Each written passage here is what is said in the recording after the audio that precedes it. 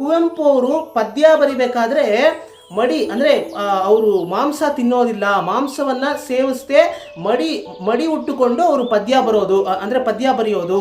ಅಂದರೆ ಅವರು ತುಂಬ ಮಾಂಸವನ್ನು ಬಿಟ್ಟು ಮಾಂಸವನ್ನು ತ್ಯಜಿಸಿ ಪದ್ಯ ಬರಿಬೇಕಾದ್ರೆ ಮಾತ್ರ ಕುವೆಂಪು ಅವರು ಮಡಿ ಉಟ್ಟುಕೊಂಡು ಪದ್ಯವನ್ನು ರಚಿಸ್ತಾರೆ ಅಂತ ಹುಡುಗರಿಗೆ ಹೇಳ್ತಾರಂತೆ, ತಪ್ಪಾದ ಮಾಹಿತಿಯನ್ನು ಕೊಡ್ತಾರಂತೆ.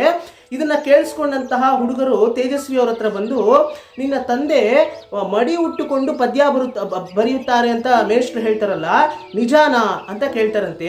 ಆಗ ನಮ್ಮ ತೇಜಸ್ವಿ ಅವರು ಅಂದರೆ ಮೇಷ್ಟ್ರು ಹೇಳಿದಂತಹ ರೀತಿ ಅಂದರೆ ಅವ್ರು ತುಂಬ ಗಂಭೀರವಾಗಿ ಹೇಳಿರ್ತಾರೆ. ಮತ್ತು ಇವರ ಓರಗೆಯ ಹುಡುಗರೆಲ್ಲ ಪಕ್ಕ ಅಂದರೆ ಎಲ್ಲರೂ ಕೂಡ ನಿದ್ದಂಥ ಹುಡುಗರು ಎಲ್ಲರೂ ಕೂಡ ಬ್ರಾಹ್ಮಣರಾಗಿದ್ದರಿಂದ ನಮ್ಮ ತೇಜಸ್ವಿ ಅವ್ರಿಗೆ ಇಲ್ಲ ಇಲ್ಲ ನನ್ನ ತಂದೆ ಆ ರೀತಿ ಬರೆಯೋದಿಲ್ಲ ಅಂತ ಹೇಳೋದಕ್ಕಾಗದೆ ಹೌದು ಹೌದು ಅಂತ ಇನ್ನೇನು ಮಾಡೋದು ಅಂತ ಅವ್ರಿಗೆ ಹೌದು ಹೌದು ಅಂತ ಒಂದು ರೀತಿ ಡೌಟಲ್ಲೇ ಅವರು ಹೌದು ಹೌದು ಅಂತ ಹೇಳ್ತಾರಂತೆ.